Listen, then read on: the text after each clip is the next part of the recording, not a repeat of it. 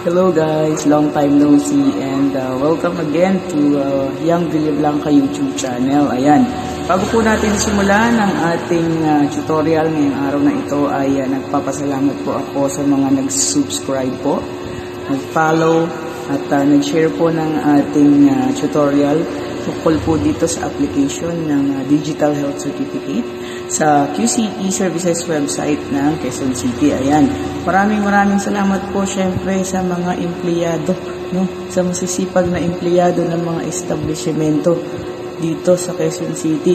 Yung mga empleyado na nandito po nagtatrabaho, no, sa loob ng Quezon City. Ayan.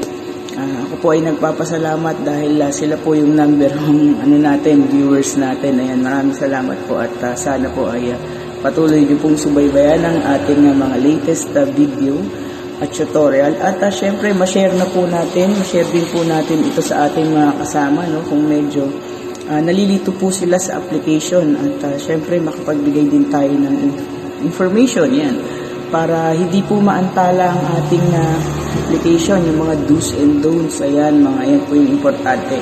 At syempre, sa mga requirements po ngayon ng ating application ng Digital Health Certificate online. Ayan, maya po makikita nyo po yan dyan sa ating latest upload ng tutorial and guide how to apply Digital Health Certificate dito po sa Quezon City.